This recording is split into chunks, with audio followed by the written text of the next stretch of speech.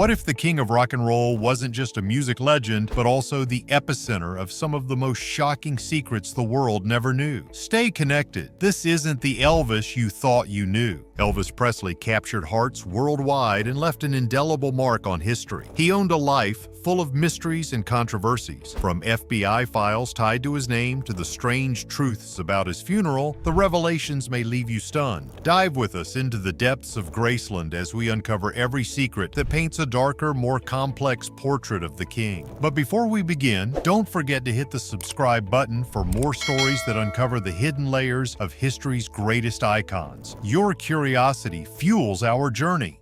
Where all my brothers walk hand.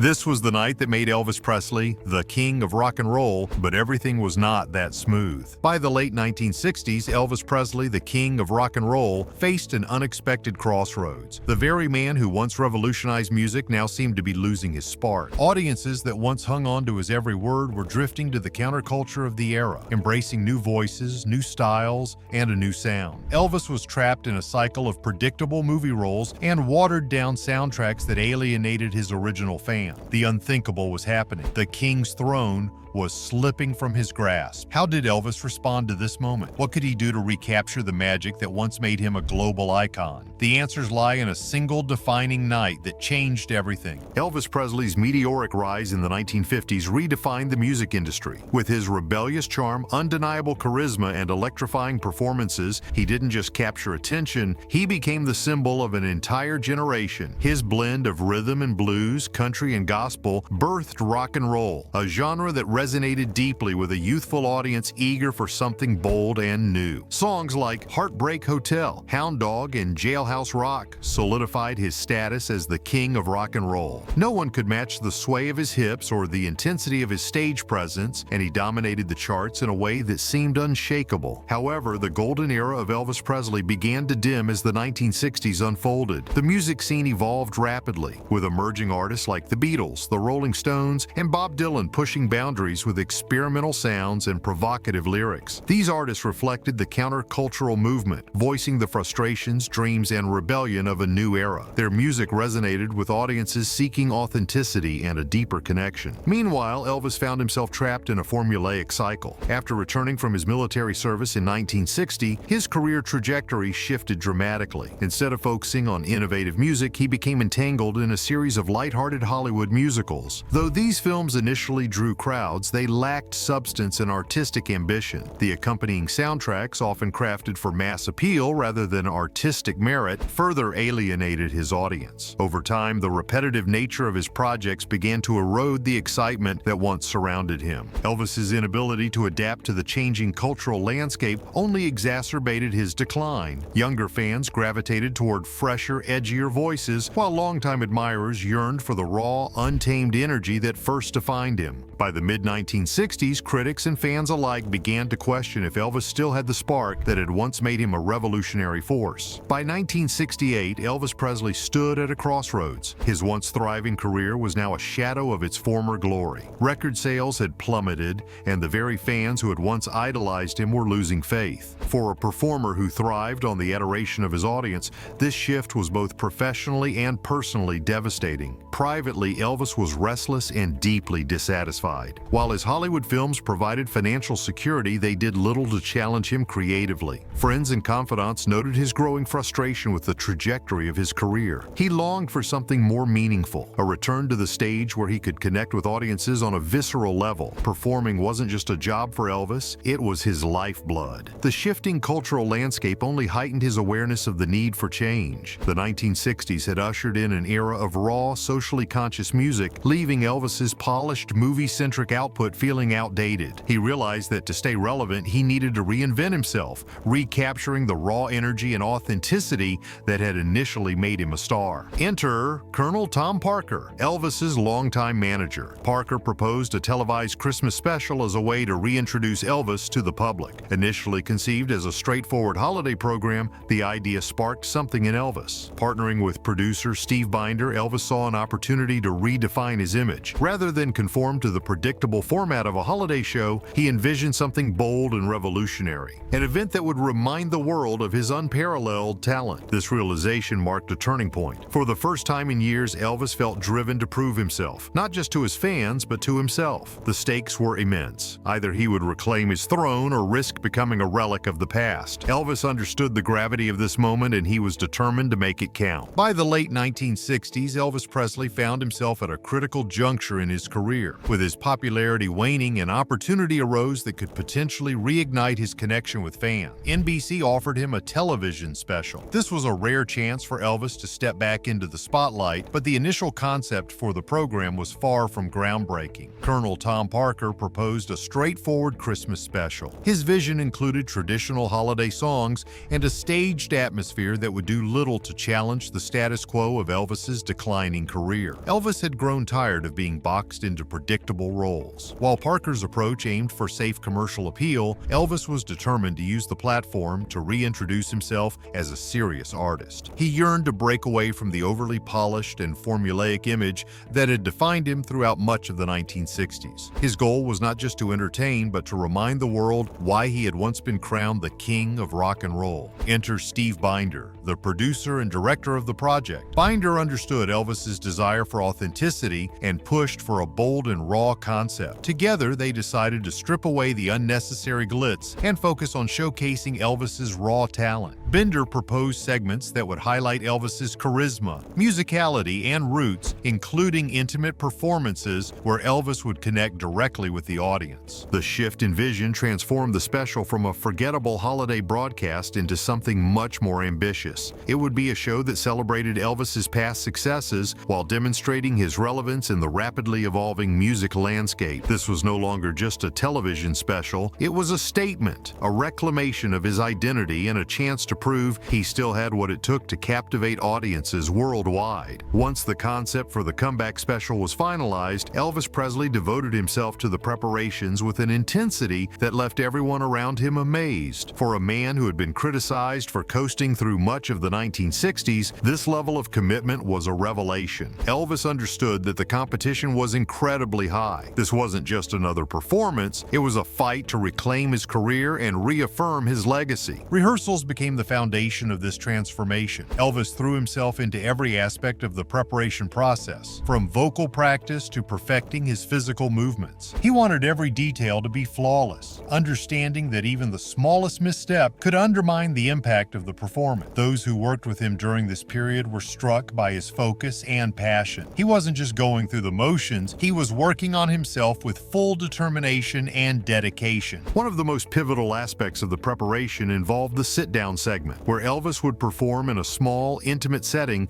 surrounded by fans and bandmates. This raw, unfiltered environment was unlike anything he had done before. To ensure its success, Elvis rehearsed tirelessly, working to capture the energy and spontaneity of his early career. Binder also pushed Elvis to tap into a deeper emotional reservoir for the show's climactic performance of If I Can Dream. This song, inspired by the social turmoil of the era, required Elvis to convey a sense of hope and longing that went beyond mere vocal delivery. Elvis took this challenge seriously, channeling his personal frustrations and aspirations into the song. The preparation for the comeback special was not just about logistics, it was a transformation. Elvis emerged from the process not only as a polished performer, but as an artist reinvigorated by his own potential. The dedication he displayed during these months set the stage for a performance that would go down in history. December 3rd, 1968 was not just another date in music history, it was the night Elvis Presley reminded the world of his brilliance. Millions of viewers across America tuned into NBC, many with mixed emotions. Some held on to the hope of seeing the king of rock and roll reclaim his crown, while others were skeptical, wondering if Elvis still had the magic that once mesmerized an entire generation. For Elvis, it was a pivotal moment, an opportunity to silence doubters and reignite the passion that had once set the world on fire. The anticipation was palpable as the program began, but all doubts were swept aside the moment Elvis took the stage. Dressed in an iconic black leather outfit that exuded confidence and charisma, Elvis made it clear that this performance was going to be unlike anything he had done in the past decade.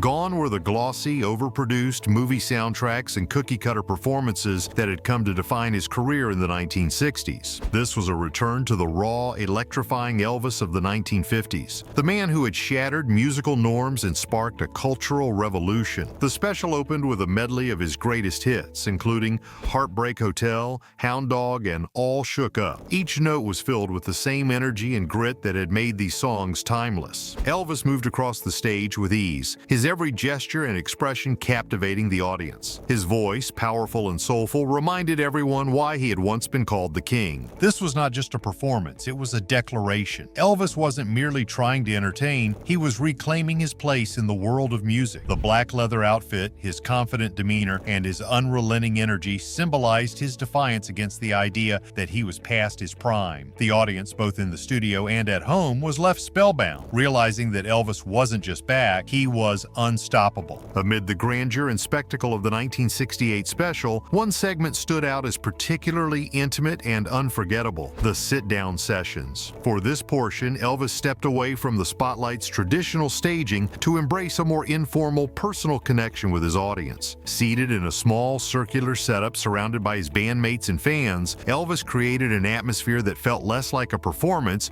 and more like a gathering of old friends. The session was raw and unscripted, just opposite to the polished and rehearsed performances that had dominated his career for years. Elvis laughed, joked, and shared stories about his early days in music. That somewhere showed glimpses of the journey that had brought him to this defining moment. The setting allowed his personality to shine in a way that audiences hadn't seen before. It wasn't just the king of rock and roll performing. It was Elvis the man connecting directly with those who had supported him through the years. During the session, Elvis revisited many of his early hits, performing them with a renewed energy that felt both nostalgic and fresh. With his guitar in hand, he played classics like That's All Right and Blue Christmas, demonstrating the same fiery passion and effortless talent that had first made him a star. The simplicity of the setup, just Elvis, his bandmates, and his guitar, put the focus entirely on his artistry. It was the same raw talent that had once made the world take notice. The sit-down sessions became the emotional core of the special. They captured Elvis at his most genuine, stripping away the layers of Hollywood gloss to reveal the artist beneath. For fans, it was a powerful reminder of why they had fallen in love with his music in the first place. For Elvis, it was a triumphant return to his roots, proving that the king still reigns supreme. The culmination of Elvis Presley's 1968 comeback special was nothing short of groundbreaking. In the middle of this unforgettable night was his performance of If I Can Dream, a song deeply inspired by the social and political turmoil of the time, particularly the assassination of Dr. Martin Luther King Jr. earlier that year. This ballad was unlike anything Elvis had performed before, both in its message and its emotional weight. The song was written specifically for Elvis by songwriter Walter Earl Brown. Its lyrics carried a profound message of hope, equality, and the yearning for a brighter future, values that resonated deeply in a year marked by civil unrest and despair. For Elvis, singing If I Can Dream was more than just another performance, it was a personal declaration. The song's amazing lyrics, combined with its gospel-like melody, allowed Elvis to express a side of himself that fans had rarely seen. A man deeply moved by the struggles of his time and eager to connect with the audience on a raw, emotional level. Clad in his iconic white suit, Elvis poured his heart into the performance. His voice carried a depth of conviction that left no doubt about his sincerity. Many watching believed they were witnessing the king bearing his soul, reclaiming his place not just as a performer, but as an artist with something meaningful to say. This performance was a powerful statement. It was as though Elvis was saying, "I'm still here and I still matter." The moment transcended entertainment, reminding audiences of music's power to heal and unite. With If I Can Dream, Elvis not only solidified his comeback, but also showed that he was more than just a cultural icon. He was an enduring force with a message of hope and resilience. The immediate response to Elvis's 1968 comeback special was nothing short of sensational. When it aired on December 3rd, millions of viewers tuned in, and their reaction was unanimous. The king was back. The special, aptly titled Elvis, became an instant cultural phenomenon, praised by both fans and critics as one of the most compelling moments in television history. Critics who had long dismissed Elvis as a fading star found themselves reevaluating his relevance. They hailed the special as a triumph, not just for Elvis, but for television itself. For fans, many of whom had felt disillusioned during his movie years,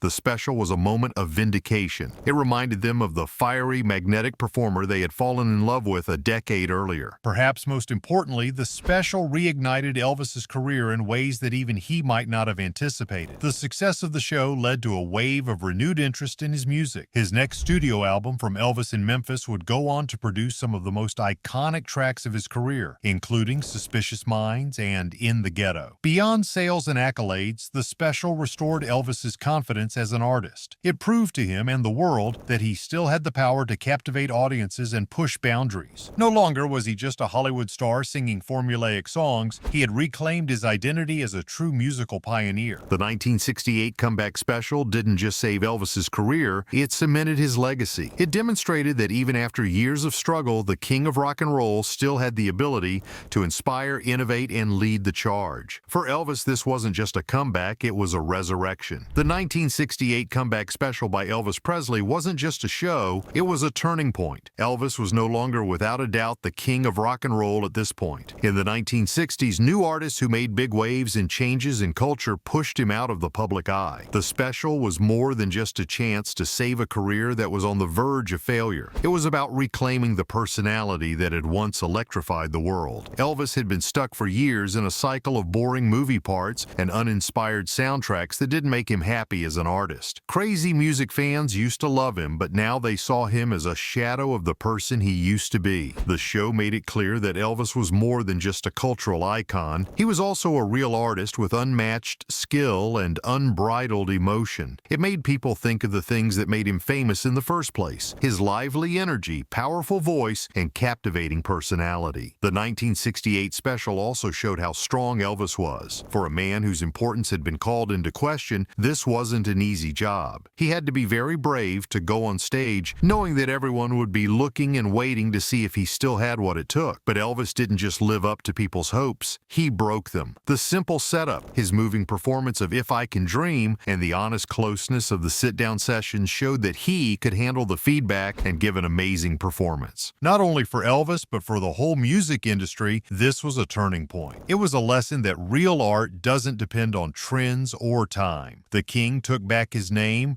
which made him even more of a legend that will last forever. One of the most important nights in Elvis Presley's life was the night he fought to keep his business alive. He wasn't just trying to show that he could still entertain, he was also trying to show everyone why he was the king of rock and roll in the first place. The special not only brought his career back to life, but it also set a new bar for comebacks in the entertainment business. Elvis's show wasn't just a return to form, it was a statement of purpose. It was clear from him that a star could always rise again with the right mix of ability and determination, no matter how low they fell. The comeback special showed how important it is to be strong and able to change while staying true to yourself. It was a way for artists to get back on track, and they still do. More importantly, the special made Elvis a sign of never giving up. It showed everyone that failing isn't the end of the story, it's just a new part. Elvis's amazing ability to come back from adversity made him a cultural hero, not just for the music he made, but also for the hope and inspiration he gave people. His story touched people outside of the entertainment business, especially those who have had failures or doubts about their ability to get back on their feet. In the end, this night changed what it meant to be king. Elvis didn't just rule the charts, he also ruled the hearts of a huge number of people. His impact went beyond his hits. It was rooted in the hearts of those who admired his path. He became a symbol of how passion, persistence, and artistry can last for a long time. It is these traits that will keep his fame alive and inspire new generations. Elvis Presley's 1968 comeback special isn't just a moment in music history, it's an inspiration. It's proof that no matter how far you fall, there's always a way back if you're willing to fight for it. If you were moved by this story, don't keep it to yourself. Share it with others who admire the king or those who could use a reminder that comebacks are possible. And don't forget to subscribe for more motivating incidents that capture the heart and soul of music history. It's the mystery video sweeping social media. Is that really Elvis Presley? The tall man with white hair, a white beard, and dark sunglasses was seen visiting Elvis's Graceland estate on what would have been the king's 82nd birthday. On August 18, 1977, Graceland was no longer just a mansion, but the epicenter of profound grief, undying love, and eerie mysteries. Elvis Presley, the king of rock and roll, had touched millions of lives with his music and charm, and his untimely death left a void that seemed impossible to fill. Fans from all corners of the world gathered to bid him farewell. It created moments that were both heartwarming and mysterious. What happened at his funeral wasn't just a goodbye, there was a lot of love and a series of things that confirmed the king's legacy would live on forever. But what makes these stories unforgettable? The gestures of love, the shocking controversies, and the strange occurrences at Graceland. Let's dive into the heartwarming and spooky stories that happened during Elvis Presley's funeral. The grief that united millions. The morning of August 16, 1977 brought with it a shock that rippled across the globe. Elvis Presley, the king of rock and roll, was gone. News of his sudden death at the age of 42 spread like wildfire. Fans, young and old, were struck by the enormity of the loss. Elvis wasn't just a performer, he was a cultural icon who had shaped the music industry, challenged societal norms, and connected deeply with millions. Television stations interrupted their scheduled programming to announce the tragic news, while radio channels played Elvis's songs back-to-back as a tribute. Newspapers carried bold headlines mourning the king's death, and magazines rushed to print special editions. The expression of grief was unlike anything seen before for a public figure. It was just reflecting the immense love and respect people had for Elvis. Graceland, Elvis's Memphis mansion, quickly became the focal point of this global mourning. Thousands of fans made their way to Memphis, many traveling hundreds or even thousands of miles. They camped outside the gates singing Elvis's songs, leaving flowers, and lighting candles. Graceland was no longer just a home, it became a sanctuary for those who felt connected to Elvis and his music. The crowds weren't just made up of fans from his heyday in the 1950s and 60s, teenagers who had discovered his music through their parents, elderly fans who had followed him since the start of his career, and even people who had only known him as a cultural figure came together and shared grief. This wasn't just a personal loss for his family, it felt like the world had lost a legend who represented joy, freedom, and artistic brilliance. The days leading up to Elvis's funeral showed the power of music to unite people. The crowd outside Graceland became a community bound by sorrow but also by a shared love for a man who had profoundly impacted their lives. Vernon Presley's heartfelt decision. The passing of Elvis Presley was not just a loss to his fans, but a shattering blow to his family, especially his father, Vernon Presley. Vernon had already endured heartbreak when his wife Gladys passed away in 1958. Losing Elvis, his only child and the heart of the Presley family, plunged him into unimaginable grief. Yet in the midst of this sorrow, Vernon made a decision that would become a defining moment of the funeral. The original plan was for a private family viewing of Elvis's body. As the crowd outside Graceland swelled into the thousands, Vernon realized that Elvis's fans deserved a chance to say their goodbyes. Against the advice of some who believed a public viewing would be overwhelming, Vernon opened the gates of Graceland. Fans queued in the blistering Memphis heat for hours, winding through the estate's grounds to get a brief glimpse of the king one last time. Vernon extended the viewing hours multiple times, ensuring as many people as possible could pay their respects. It was not just a gesture of generosity, but also a reflection of the bond Elvis shared with his fans. This decision came at a great personal cost. Vernon, already suffering with immense sorrow, had to witness the grief of thousands of strangers. Yet he remained steadfast, greeting some fans and silently acknowledging their pain. For many, this act solidified Vernon's image as a father who understood the importance of Elvis's legacy, not just as a son, but as an artist who belonged to the world. By putting the fans first, Vernon showed that the Presley family valued the people who had supported Elvis throughout his life. It was an extraordinary act of grace in the midst of personal tragedy, ensuring that the world could bid farewell to the man who had given them so much. A father's sacrifice. For Vernon Presley, losing his son Elvis was an immeasurable blow. The man who had supported and nurtured Elvis from his humble beginnings in Tupelo to becoming the king of rock and roll was now faced with the heartbreaking task of saying goodbye. Amid his personal grief, Vernon made a decision that revealed his strength and deep respect for the connection between Elvis and his fans. The original plan for Elvis's funeral was to allow a small number of fans to view his body at Graceland for only a couple of hours. However, as the day approached, it became clear that this gesture would be far from enough to accommodate the sheer volume of admirers who had flocked to Memphis. The lines outside Graceland were endless, with fans standing for hours in the sweltering heat just to get a glimpse of the king for the last time. Vernon, despite his overwhelming sorrow, decided to extend the viewing hours. He understood that for millions of fans, Elvis was more than an entertainer. He was a symbol of hope, love, and connection. This decision wasn't made lightly. Vernon was already grappling with his own grief, yet he put aside his pain to ensure others could find closure. The extended hours gave thousands of fans a chance to pay their respects, turning what could have been a brief, impersonal goodbye into a deeply emotional and communal experience. For many, it was their way of expressing gratitude for everything Elvis had given them through his music, charisma, and spirit. Vernon's sacrifice during such a profoundly personal loss showcased the Presley family's humanity. It was a moment that underlined the unique bond between Elvis and his fans, a connection that transcended the barriers of fame. This act of generosity left an indelible mark on those who were there, reaffirming Elvis's place not just as a performer,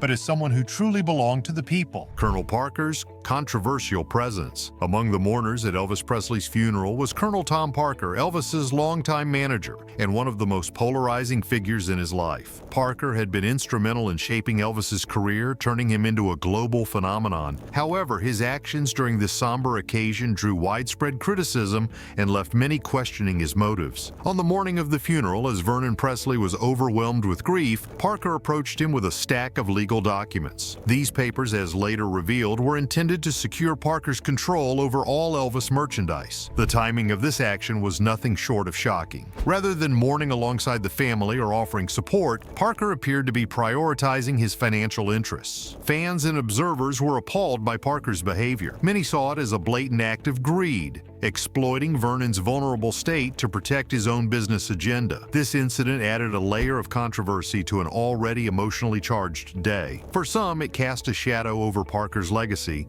reinforcing the perception of him as a shrewd businessman who prioritized profits over personal relationships. Yet there are those who argue that Parker's actions were not entirely selfish. By securing the rights to Elvis's merchandise, Parker may have been attempting to protect Elvis's legacy from external exploitation. In his own way, Parker was ensuring that the King's image and brand remained intact. Still, the manner and timing of his actions were undeniably inappropriate and left a bitter taste in the mouths of many. Parker's presence at the funeral remains a contentious point in the history of Elvis Presley. This is just the complexities of fame, where personal loss and professional obligations often collide in unsettling ways. For Vernon Presley, this added betrayal must have made an already devastating day even harder to endure. The alarming events start. As the funeral procession for Elvis Presley started, something strange happened that shocked almost everyone present there. As the people carrying Elvis's body were moving it to the van,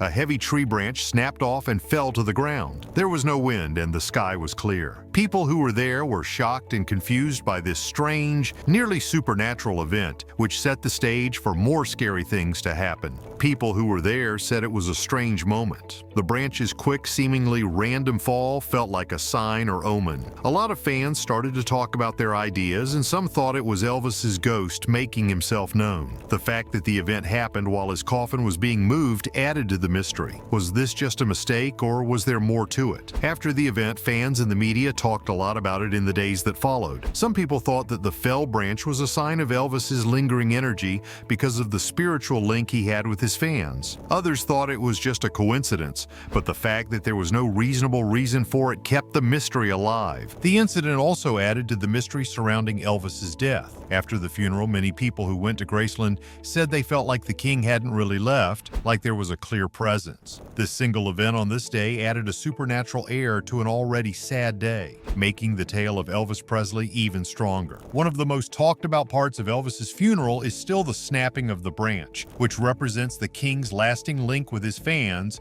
and the mysteries that still surround his life and death. The unexplained phenomenon at Graceland. Who could forget Graceland, the iconic mansion where the king of rock and roll lived? During Elvis Presley's funeral, it became the site of strange and scary events. Nancy, a maid who had worked at Graceland for years, told of a few scary experiences that made her think that the house still had something strange going on. Nancy said she could hear faint footsteps going through the halls of the house late at night when no one else was there. There were deliberate, slow steps, not heavy or hurried ones. It was like someone was quietly pacing through the house. Even though there were many checks, no one was ever found. The sounds were always the same and came from places that were known to be Elvis's favorites, like the music room or the stairs that lead to the second floor. Once, the door slammed shut for no obvious reason, and it was one of the most disturbing things Nancy talked about. She was cleaning the TV room in the basement one time when all of a sudden, the laundry door slammed shut with such force that it surprised her. She quickly checked and saw that no one was there. The door was also completely locked. The staff started to look forward to these events because they happened so often, but they never got any less scary. The whispers were another strange thing that happened. Nancy talked about soft whispers that seemed to move through empty rooms. The tone was calm and gentle, almost like a chat, but she couldn't make out the words. These whispers would often happen in parts of the house that were very important to Elvis, like the meditation garden or the dining room, where the family often ate together. Even though some people might say that these events were just coincidences or the product of grief-stricken minds, it was harder to explain away because different staff members reported the same things over and over again. Other people who worked at Graceland agreed with Nancy, which added to the evidence that the house held more than just memories. What was going on at Graceland could be the reflection of the deep emotional and spiritual mark that Elvis had left on the place. Nothing could be said about whether these were the ghosts of a full life or something more supernatural. The events added an air of wonder to a house that was already famous. Gladys Presley's spirit that lives on. Not only did the house remind many who worked there of Elvis Presley, but it also seemed to hold the spirit of his mother, Gladys Presley. Gladys died almost 20 years before her son. She was known for being very close to Elvis and rarely being apart from him, but a lot of the staff thought that her spirit was still there, watching over the home and her beloved son's memory. Nancy spoke out a lot about her experiences with what she thought was Gladys's spirit. Some parts of the house, especially near Elvis's bedroom and the kitchen, gave her a clear sense of calm. Gladys was known to hang out there during her lifetime. Nancy said that this presence felt safe, almost like a mother, and not scary at all. For Nancy, one event stuck out very clearly. She felt like she was being watched all of a sudden while she was cleaning Elvis's room. She turned around and said out loud, "Gladys, I know you're here. I'll take care of your boy." Later, she said she didn't know why she said it. It seemed like the right thing to do. Interestingly, the unease went away right away and was replaced by warmth and peace. Other employees also said they had similar situations. They talked about short views of what seemed to be a shadowy figure in places that reminded them of Gladys, like the meditation garden. Some people said they heard a faint humming sound, like someone singing a lullaby, but no one ever found where was that sound coming from. People who believed in Gladys's spirit saw her appearance as proof of how much she loved and cared for her son and their home. Gladys was the most important person in Elvis's life. She loved and supported him through his rough rise to fame. Many of the staff found it comfortable to think that her spirit might still be at Graceland. Skeptics might say that these events were made up because of grief or the imagination, but the story seemed to be telling the truth. Gladys's presence, whether it was psychic or symbolic, became an important part of the story of Graceland. For the people who worked there, she wasn't a ghost. She was a guardian who made sure her son's legacy and the family home were loved and cared for. These incidents show a stronger, more supernatural link to a home that was more than just a house. It was the center of the Presley family. The fans' unwavering devotion. Throughout the supernatural and emotional events surrounding Elvis Presley's funeral, one element stood firm: the firm devotion of his fans. Even in the face of grief and mystery, their love and belief in the King's enduring presence never wavered. This dedication went beyond simple admiration. It was a profound connection that tied millions of people to a man who had become a global icon. For the fans who flocked to Graceland after Elvis's passing, the supernatural occurrences were not frightening. Instead, they were seen as evidence that Elvis's spirit remained in the place he cherished most. The strange phenomena, such as the slamming doors, faint whispers, and the eerie falling of the tree branch were interpreted as signs that the king was still watching over Graceland. To many, these events were comforting rather than unsettling. It offered a sense of closeness to the man who had left such an indelible mark on their lives. Fans who visited Graceland often described feeling an unexplainable presence. Some spoke of sensing a calming energy, while others believed they could feel Elvis's watchful gaze. These experiences deepened the emotional connection they had with the king and solidified solidified their belief that his legacy extended beyond his music. This collective devotion turned Graceland into a historical landmark. Their loyalty was also evident in the sheer number of people who attended the funeral or sent tributes from afar. Flowers, letters, and memorabilia flooded Graceland, symbolizing the immense respect and admiration Elvis had garnered. Fans didn't just see him as a performer, they viewed him as a figure who brought joy, inspiration, and hope into their lives. Even decades later, the devotion of Elvis's fans remains extraordinary. His ability to evoke such deep emotions and inspire lifelong admiration speaks to the unique bond he shared with those who loved his music and his persona. The enduring legacy of Elvis Presley. Elvis Presley's legacy was never confined to his chart-topping hits or his legendary performances. His funeral and the events surrounding it only confirmed what so many already believed. Elvis was more than a musician. He was a symbol of love, inspiration, and mystery. The stories from his final farewell illustrate how deeply he impacted the lives of his fans, his family, and even those who simply knew of him. From Vernon Presley's heartfelt decision to allow fans to grieve alongside the family to the strange and unexplained phenomena at Graceland, each moment added to the larger-than-life image of Elvis. The gestures of love, such as fans lining up in scorching heat to bid him farewell, highlighted the deep connection he shared with his admirers. For many, Elvis wasn't just a celebrity, he was a part of their lives, someone who had given them a soundtrack for their dreams and struggles. The mysterious incidents were seen by many as a sign that his presence lingered, a reminder that even in death, the King's spirit was unyielding. Fans and family alike found comfort in the belief that Elvis's bond with his home and his loved ones transcended the physical world. Elvis's legacy also lies in the way his story continues to inspire generations. Beyond the music, his life's journey, from humble beginnings in Tupelo, Mississippi, to global superstardom, resonates with people from all walks of life. His charisma, generosity, and passion made him more than an entertainer. They made him a cultural icon whose influence spans decades. Today, Graceland is a place where millions come to honor the man who changed the face of music and touched the hearts of so many. The stories from his funeral tell why Elvis Presley remains a figure larger than life, forever etched into the hearts and memories of those who cherish him. The King of Rock and Roll's funeral was more than just a chow. It was a moment that really carried the essence of his life. Love, dedication, and a touch of the extraordinary. Now it's your turn. What do you think about these stories? Do you believe in the supernatural events at Graceland?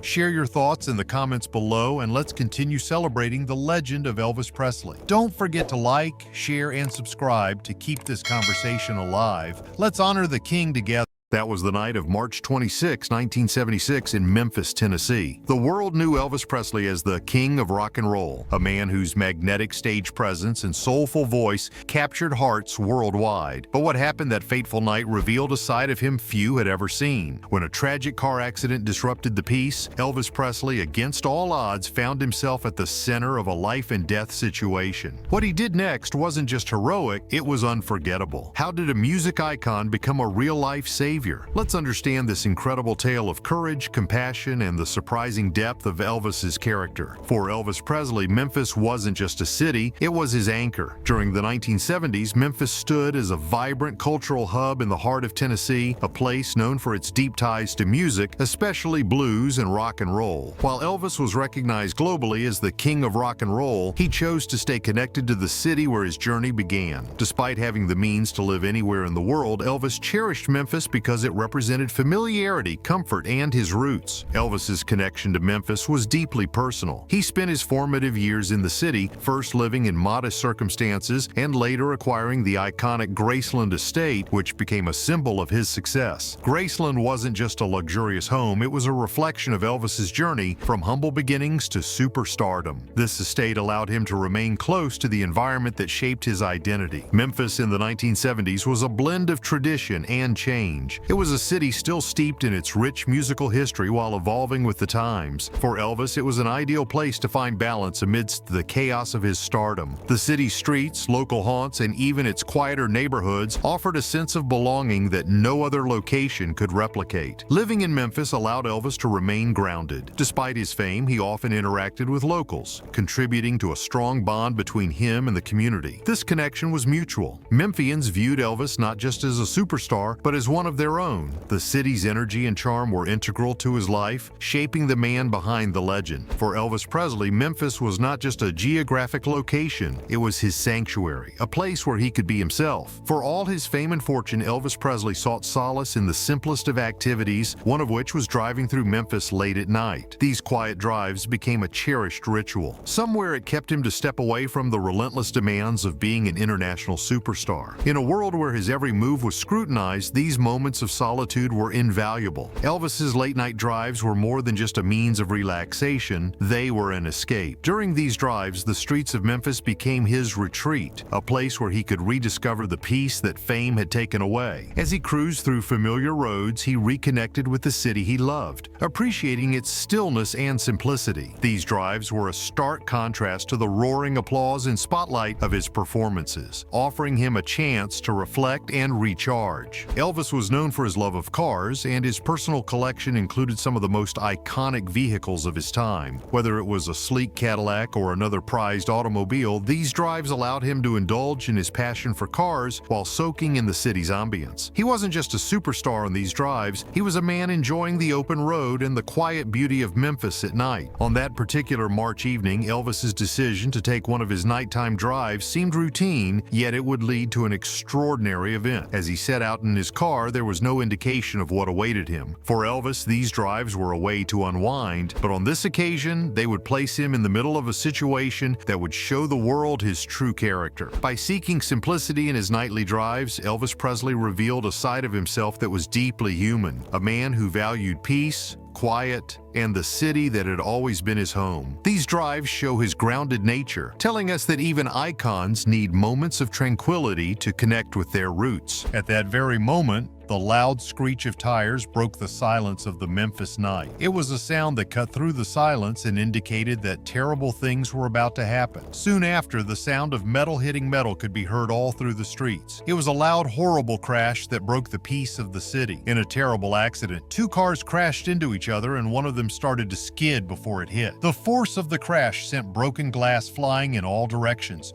spreading out across the road like a warning to anyone who came close. After the accident, the scene was a complete mess. Broken glass and other wreckage were all over the road, showing how violent the crash was. The broken down cars started to give off smoke, which made the poorly lit street look very scary. The smell of burning tires and oil filled the air and people started feeling even more rushed. A young couple was stuck inside one of the damaged cars and trying to move. Their car, which is now a mess of twisted steel, took the most damage from the accident. The windows were completely broken and pieces were stuck in the seats and all over the ground. The couple's cries for help were hard to hear because they were mixed in with the sound of sirens coming from a distance. As the minutes went by, a small group of people started to gather, drawn by the noise and the damage they could see. Some people who were nearby were too shocked to do anything, while others were talking among themselves about how horrible the situation was. Everyone knew the accident was bad, and those who were stuck inside were running out of time. The strong glow of headlights let everyone know that another car had arrived at the scene of the crash. It came to a stop nearby and the driver got out. Even in the dim light, the figure of the driver was easy to recognize. Elvis, the king of rock and roll, was there. When he showed up in one of his famous jumpsuits with a hood, it stood out against the grim and chaotic background of the wreckage. When Elvis got to the scene, he was cool and determined. He didn't pause or look around for direction, even though the situation was bad. He had a commanding appearance, but he was also focused and deliberate. The people watching were amazed. Just moments before, they felt powerless. Being the hero didn't bother this man, who was known for captivating crowds in stadiums that were packed to the brim. Elvis assessed the situation quickly, his attention turning to the car with the trapped couple. Their faces were pale, their movements limited by injuries and the constraints of the twisted metal surrounding them. He moved closer, his calm and reassuring words cutting through the panic in the air. Though he wasn't a trained first responder, Elvis's instincts guided him. With sheer physical strength and determination, he managed to pry open the car door, creating a vital opening that would later allow rescuers to extract the injured passengers. For the onlookers, seeing Elvis in this role was surreal. It was a side of him they had never imagined, far removed from the glamour of the stage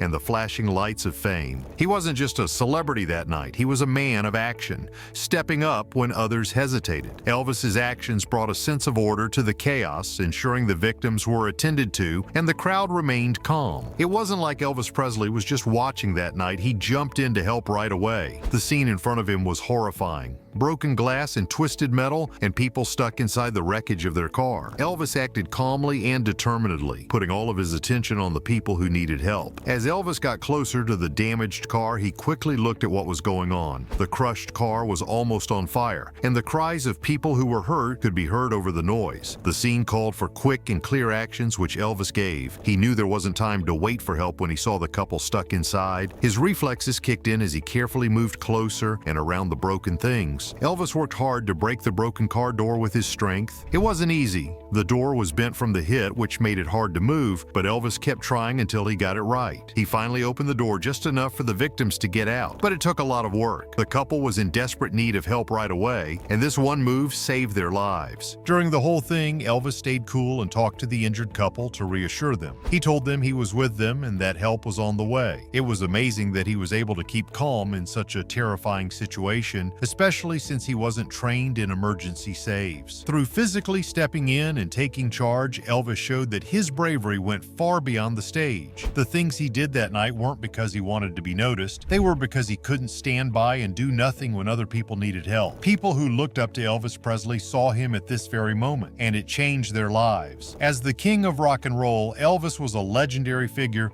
who seemed to be bigger than life. But what happened that night showed a deeply human side of him that fans didn't get to see very often. Even though the accident scene was a mess, Elvis's kindness stood out. As soon as he got the door open and made sure the couple could get out, he didn't stop. He saw that one of the victims was clearly scared and weak from the cold and the shock of what had happened. Without thinking, Elvis took off his own sweater and put it over the person who was hurt. This small but kind act wasn't just useful, it showed a lot of care. Elvis's deeds were selfless and not about him. In this case, he didn't act like a famous person trying to get attention, but instead he was a caring person who put the victim's safety and comfort ahead of his own wants. He understood how they felt on a personal level. At that point, Elvis wasn't a famous person all over the world, he was just a man who cared. People who were there were amazed at how humble and real Elvis was. It didn't matter how famous or important he was, he worked with strangers to help people in need. This moment broke down the wall between the famous person and the regular person, showing that behind all the glitz and glamour was a man with a kind heart and a strong sense of duty. Elvis made an impact on everyone who saw what he did that night through his kindness and bravery. People remembered him not for his music or fame, but for how kind he was when it meant the most. As the night passed with the chaos of the accident, the arrival of emergency responders marked a turning point in the critical moments that followed. When paramedics reached the scene, they were struck by the extraordinary sight before them.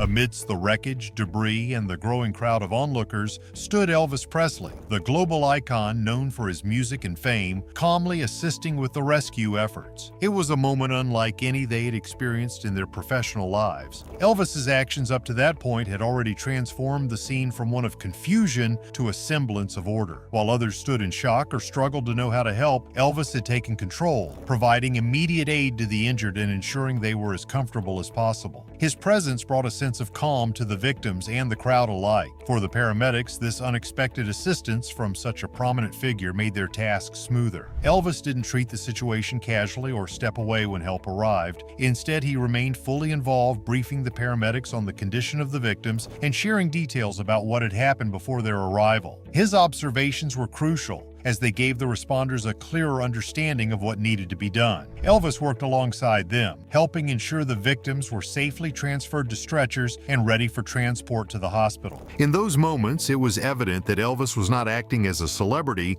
but as a deeply compassionate individual driven by the urgency to save lives. His commitment to staying until the victims were in safe hands demonstrated a level of humanity that deeply impacted everyone present. The aftermath of the accident wasn't just about the victims or the arrival of emergency responders, it was also about the dozens of onlookers who witnessed an extraordinary act of bravery and kindness that night. For the bystanders, seeing Elvis Presley, a man revered worldwide for his talent and charisma, step into a life-threatening situation with such resolve was nothing short of astonishing. As stories began to circulate among those present, the narrative became one of sheer admiration. People described how Elvis had acted decisively and without hesitation, reputation, throwing himself into the rescue efforts as though it were second nature. His fame and status as a music legend seemed inconsequential in that moment. What mattered was the courage and compassion he displayed. One witness, overwhelmed by the sight of Elvis at the accident scene, described him as an angel sent to us in our time of need. This sentiment was echoed by others who marveled at his willingness to get his hands dirty and focus entirely on saving lives. His calm demeanor in the face of such a chaotic and tragic event left a lasting impression on everyone who saw him that night. Many onlookers also noted the effect Elvis's presence had on the crowd itself. Where confusion and panic had initially reigned, his arrival brought a sense of order. People began stepping back, following his lead and creating space for the paramedics to work effectively. Even in such a grim situation, Elvis's ability to command attention and inspire cooperation proved invaluable. The witnesses carried the story of his heroism far and wide, ensuring that his actions that night would never be forgotten. For them, it wasn't just about what Elvis did, it was about how he showed the world the depth of his character, revealing a side of the king that went far beyond music and fame. Not only did the people who were there that night see Elvis Presley become a hero on the streets of Memphis, but the story quickly spread across the country. The story was picked up by the news media, and articles came out praising Elvis's brave actions. Aside from the sadness of the accident, what made the story so interesting was how different Elvis's fame was from his selflessness in a life-threatening situation. Reporters and writers quickly picked up on this story. There were articles that talked about how Elvis left the bright lights of fame to become a real-life hero. They talked about how quickly he acted, how brave he was to help the hurt couple, and how calm he stayed during the chaos. For a lot of people, this was the first time they saw Elvis Presley as a person, not as the king of rock and roll. Fans responded right away, sending tons of emails and calls to radio and newspapers to show their support. This wasn't the Elvis they had seen on stage or heard on their records. This was a real person, someone who could make decisions when others were unsure. The news stories were very interesting and showed that Elvis's fame didn't keep him from knowing how important life is. Not only was he a star, but he had also shown that he could have an effect on people outside of music. The coverage went beyond what was in the news. At the time, it led to conversations about the duty of celebrities, and many people praised Elvis as a good example. Some stars were known for being distant, but Elvis showed that fame didn't have to separate people, it could bring them together. Not only did this event solidify his image as a performer, but also as a kind person. Following the accident, the young couple that Elvis Presley saved fully recovered over the next few weeks and months. Their thanks were endless, and they often told others their story, stressing how Elvis had given them hope when things were at their worst. Elvis wasn't just a popular person to them, he was the reason they were able to stay alive. Their story of the night became an important part of Elvis's memory as it grew. The story of how brave and generous he was gave fans a new view of the man they thought they knew. People had always liked his singing and personality, but this event showed a side of him that not many had seen before. It didn't get lost in the story. Both Elvis fans and scholars started to include this event in the bigger story of his life. It showed how he could connect with people on a personal level, no matter how famous or rich they were. For people who looked up to him, it was a moment of deep validation that showed what kind of person Elvis really was when he wasn't in the center. That night changed a lot of people, not just the pair whose lives he saved. It made a lot of people see Elvis as more than just a performer. His deeds made the point that being truly great isn't just about talent, but also about how you handle problems. Elvis's impact was already very big, but this event made it even bigger and more complex. He wasn't just the king of rock and roll, he was also a man who did things and cared about others. This part of his life is still a lesson that anyone, even the most famous person, can make a difference by just being there and choosing to help when it's most needed. The story of Elvis Presley's heroism on that fateful night is a powerful reminder of the human capacity for kindness and bravery. It showed that even the biggest stars can shine brightest in moments of adversity. What are your thoughts? Share your opinions in the comments below, and don't forget to like and subscribe for more stories that reveal the human side of your favorite icons. Let's keep celebrating the legacy of those who inspire us both on and off the stage. A woman has been charged and arrested with trying to defraud Elvis Presley's family in an illegal scheme to try to sell the singer's Memphis, Tennessee estate, Graceland.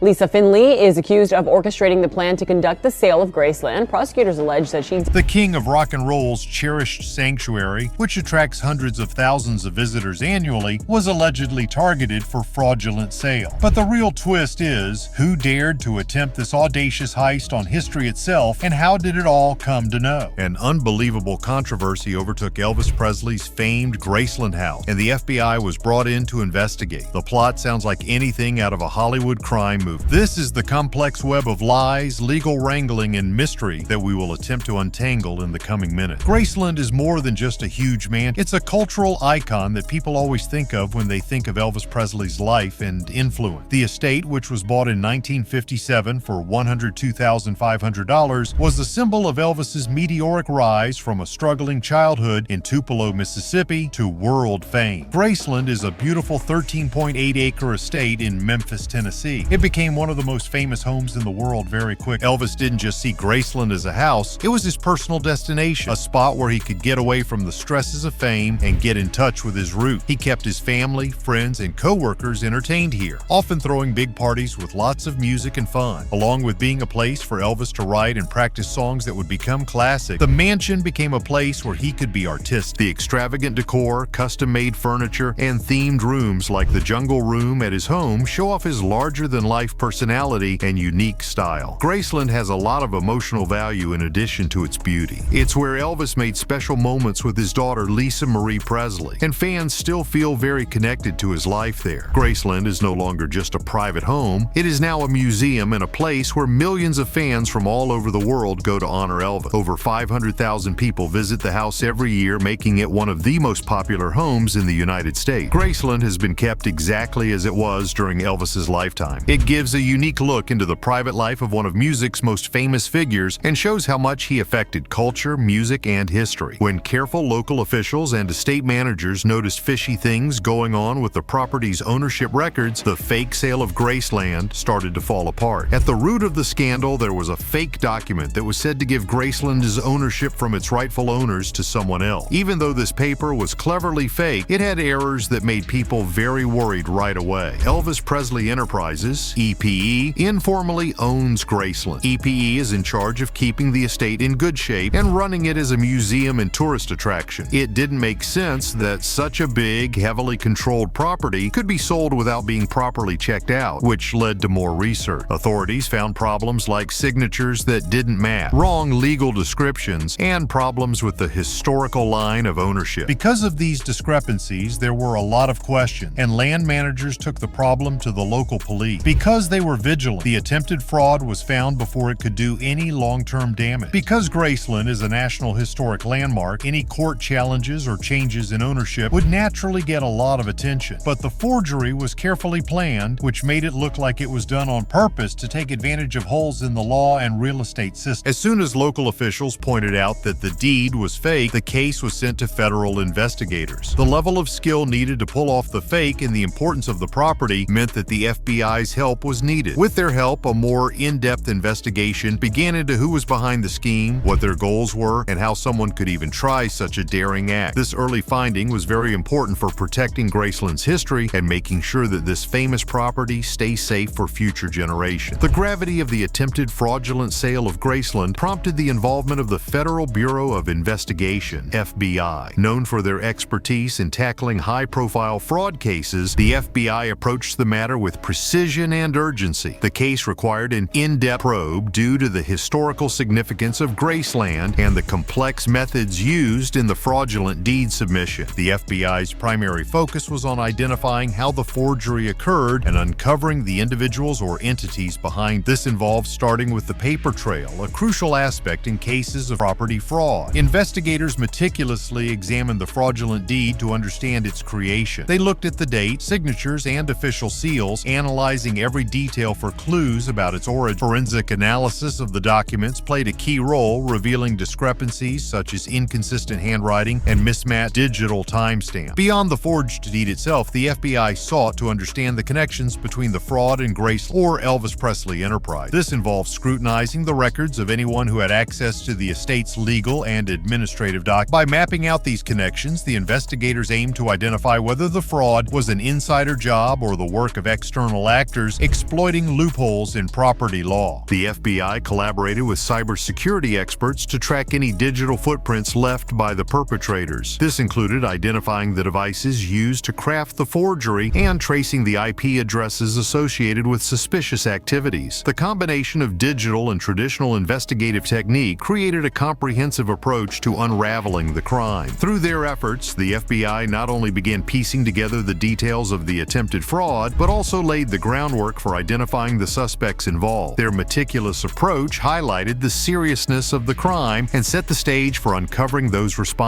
As the FBI delved deeper into the case, a clearer picture of the potential culprits began to emerge. The investigation revealed a range of individuals who might have orchestrated the fraud. These included disgruntled former employees of Elvis Presley Enterprises who may have had access to sensitive information, and professional real estate con artists known for targeting high-value property. One key group that drew the FBI's attention was a network of fraudsters with a history of exploiting property law loopholes. These individuals had previously engaged in schemes involving forged deeds and falsified ownership claims on high-profile estates. Their methods were alarmingly sophisticated, involving advanced forgery techniques and detailed knowledge of legal processes. By identifying this group, investigators began to narrow their focus on individuals with both the motive and the expertise to target Graceland. What made this case particularly challenging was the level of professionalism displayed by the perpetrator. The fraudulent deed was not a crude attempt, it bore all the hallmarks of a carefully planned operation. Official seals, signatures, and even the chain of ownership records were meticulously falsified to create an illusion of legitimacy. Such precision indicated that the culprits had access to both advanced technological tools and insider knowledge of property transactions. The FBI also investigated possible connections between the suspects and individuals within Graceland's management circle. While no direct evidence of an insider's involvement was initially uncovered, possibility of leaked information or collaboration remained under scrutiny. The investigation's complexity underscored the depth of the conspiracy. By zeroing in on this web of suspects, the FBI aimed to dismantle not just the attempted fraud, but also any broader networks involved in similar schemes. The case represented the vulnerabilities of high-value properties and the lengths to which criminals are willing to go to exploit them. The FBI's investigation into the attempted sale of Graceland uncovered a shocking revelation about the tools and methods used by the perpetrator. This was no crude operation. It involved advanced technology that underscored just how sophisticated modern fraud has become. The fraudsters employed tools capable of mimicking official seals and signatures, making the falsified deeds appear authentic and credible to the untrained eye. The use of editing software allowed the perpetrators to replicate digital signatures, which are often considered a secure method of verification. These digital replicas were almost indistinguishable from legitimate signatures, complicating the detection process. They also manipulated visual elements such as fonts, seals, and stamp to give the impression of a genuine legal document. These techniques were so advanced that even professionals initially struggled to identify the forgeries without conducting a detailed forensic analysis. The technological sophistication extended beyond the documents themselves. Investigators discovered that the fraudsters had exploited gaps in electronic property registry systems. By manipulating databases and leveraging loopholes in digital record keeping, they attempted to create a convincing paper trail that would lend credibility to their claim of ownership. Such manipulation highlights a broader concern about the vulnerabilities of digital systems, especially when dealing with high-value assets. The perpetrators seemed well-versed in real estate law, using their knowledge to exploit legal technicality. This suggests a calculated approach where technology was not just a tool, but a weapon to deceive and defraud. The level of planning and expertise involved demonstrates the evolving nature of fraud, where traditional methods are replaced with high-tech alternatives that are harder to detect and prosecute. So, as technology becomes more integrated into legal and financial systems, it also creates opportunities for criminals to exploit weaknesses. The Graceland case has exposed the need for more robust safeguards in digital record keeping and heightened scrutiny of property transactions to prevent similar incidents in the future. The question that loomed over the Graceland fraud case was simple yet perplexing. Why would anyone attempt to sell such an iconic property knowing its immense cultural and historical significance? The answer, as the FBI uncovered, boiled down to one powerful motivator: money. The fraudulent scheme was fueled by the promise of a massive financial windfall, a payout that could have amounted to tens of millions of dollars had the sale gone through. Graceland is not just a home, it is a global landmark revered by millions. Its association with Elvis Presley elevates its value far beyond its physical dimension. The estate encompassing the mansion, its grounds, and its cultural significance is estimated to be worth a fortune. possession. This immense value made it an irresistible target for those looking to profit illegally. The perpetrators appeared to believe that the complexity of Graceland's ownership and management structure would work in their favor. With Elvis Presley Enterprises overseeing the estate, along with layers of legal protections, they likely assumed they could exploit gaps or delays in the system to push their fraudulent sale through before being caught. It was a gamble rooted in greed and a calculated risk that the estate's caretakers and law enforcement might not catch on until it was too late. The allure of easy money isn't new in cases of fraud, but what sets this case apart is the audacity of the criminals involved. Attempting to sell a property as famous as Graceland was not just about financial gain. It was about exploiting a legacy. The fraudsters saw Graceland not as a cultural treasure, but as a means to enrich themselves, disregarding its importance to Elvis's fans and the broader historical narrative. In high-profile fraud cases, this reason fits with a larger trend. Criminals see the value of cultural sites as less important than their monetary value. Some people will do anything to get money, even if it means destroying a piece of history. The Graceland case is a good example of this. When the news of the attempted fraudulent sale of Graceland broke, the reaction was immediate and overwhelming. Fans of Elvis Presley, many of whom see Graceland as a near-sacred site, were outraged by the audacity of the crime. For these admirers, Graceland is more than a historic estate. It's a direct connection to the life and legacy of the king of rock and roll. To tamper with it felt like a personal attack, not just on Elvis's memory, but on the community of fans who continue to cherish his contributions to music and culture. Social media became the epicenter of this outrage. Platforms like Twitter, Facebook, and Instagram were flooded with posts from fans expressing their disbelief and anger. Hashtags like #SaveGraceland and #JusticeForElvis began trending as people around the globe joined the conversation. Many fans called for strict legal action against those responsible, emphasizing the need to protect Graceland and other cultural landmarks from similar threats in the future. Beyond the digital realm, fan clubs and Elvis Presley tribute groups mobilized, organizing petitions and public discussions to raise awareness about the incident. Their collective voice highlighted the importance of safeguarding such iconic properties, not only for the sake of history, but also as a tribute to the man who touched millions of lives with his music. The attempted fraud also reignited conversations about the emotional and cultural significance of Graceland. For many, it represents not just Elvis's success, but also the era of rock and roll that defined a generation. The idea that someone could try to exploit such a revered landmark for personal gain sparked deep concern, with many fans questioning how such an attempt was even possible. Their shared outrage served as a powerful reminder of the profound impact Elvis continues to have decades after his passing. As the FBI's investigation into the fraudulent sale of Graceland progressed, the case quickly gained significant media attention. The suspects, whose identities were initially withheld to maintain the integrity of the investigation, faced serious charges. These included forgery, fraud, conspiracy, and the attempted theft of cultural property, a crime that carries heavy penalties due to the historical importance of Graceland. The legal proceedings became a high-profile affair, with coverage spanning major news networks and online publications. Each new detail uncovered by the authorities was analyzed and reported, keeping the public, and especially Elvis's fans, closely engaged. The revelations about the scheme's sophistication shocked many. The forged documents and elaborate plans underscored just how carefully the crime had been orchestrated, raising questions about potential gaps in property protection law. Elvis Presley Enterprises, EPE, the legal custodian of Graceland, played an active role in the legal battle. Their team of attorneys worked alongside federal authorities, ensuring that all evidence against the perpetrators was thoroughly documented and presented. Beyond seeking justice, EPE's legal efforts aimed to protect Graceland's ownership and prevent similar incidents in the future. As the case opened, prosecutors built a robust argument against the suspects, citing not only the forged deed, but also the broader implications of their action. Attempting to sell such a globally significant property fraudulently was framed not just as a financial crime, but as an assault on cultural heritage. This perspective resonated deeply with both the legal system and the public, amplifying the stakes of the trial. Ultimately, the legal proceedings underscored the importance of vigilance in protecting historical landmarks. While the case against the suspects moved forward, it also spurred conversations about strengthening laws and systems to prevent such audacious attempts in the future, ensuring the legacy of icons like Elvis Presley remains untarnished. Strengthening protections for historical sites. The attempted fraudulent sale of Graceland has ignited a critical conversation about how historical and cultural landmarks are protected. As one of the most iconic estates in the United States, Graceland's near victim victimization by sophisticated criminals highlights vulnerabilities in the legal and security framework governing such property. Experts have emphasized that stronger regulations and oversight are necessary to ensure that high-value landmarks remain safeguarded against similar fraudulent activity. One of the primary concerns is the susceptibility of property ownership documentation to forgery. Fraudsters exploited loopholes in the system, demonstrating how even culturally significant sites can become targeted. To address this, experts suggest implementing secure blockchain-based digital deed registries. Such systems would make it significantly harder for unauthorized individuals to falsify ownership documents or transfer property illegitimately. Another critical measure being discussed is the introduction of specialized oversight agencies tasked with monitoring high-value or historically significant properties. These agencies would be responsible for conducting routine audits of ownership records, ensuring their accuracy, and flagging irregularities before they escalate into fraud attempts. Strengthening penalties for real estate fraud, particularly when it involves cultural or historical landmarks, is also on the table. Harsher legal consequences could deter criminals from targeting these properties. Public awareness campaigns and educational initiatives are equally vital. These programs could inform property managers, custodians, and stakeholders about the latest fraud tactics and how to recognize them. In the case of Graceland, greater community involvement could serve as an additional layer of vigilance against fraudulent schemes. Despite the unsettling revelations surrounding the attempted sale, Graceland remains steadfast in its mission to celebrate Elvis Presley's life and legacy. The estate continues to welcome thousands of visitors every year, providing an intimate glimpse into the personal and professional life of the King of Rock and Roll. The incident, while alarming, has only strengthened the resolve of Graceland's management to protect its historical significance. In response to the attempted fraud, Graceland's management team has pledged to introduce enhanced security measures. These improvements are expected to focus on both physical security and the integrity of ownership documentation. Advanced surveillance systems, stricter access controls, and digital record keeping are likely to be implemented to prevent any future fraudulent activity. The incident has also prompted closer collaboration with law enforcement and legal experts. Graceland's legal team is actively working on refining the estate's ownership documentation processes, ensuring that every detail is meticulously verified and stored securely. This collaboration not only safeguards Graceland, but sets a precedent for how other cultural landmarks can strengthen their defenses against fraud. For Elvis Presley Enterprises, this scandal has underscored the importance of preserving Graceland not only as a tourist attraction, but also as a symbol of cultural heritage. The estate's role as a cultural icon goes beyond its physical presence. It represents a connection to music history and the legacy of a global superstar. This realization has renewed the organization's commitment to ensuring that Graceland remains a safe, authentic, and unassailable destination for fans worldwide. The estate's management has turned this troubling episode into an opportunity to fortify protection, ensuring that the King's legacy endures for generations. Fans can continue to visit and celebrate Elvis's story, secure in the knowledge that steps are being taken to safeguard this historic treasure. Some people will go to great lengths to take advantage of history for their own benefit, as shown by the FBI's inquiry into the proposed sale of Graceland. Graceland and other cultural icons like it have stood the test of time and continue to move people all around the globe. One thing is becoming crystal evident as the legal processes progress and additional safeguards are implemented. Graceland's legacy will remain. Let us make sure that the legacies of legends like Elvis Presley are preserved for future generations. Help spread the word, subscribe for more updates, and let's continue to celebrate the legacy of the King.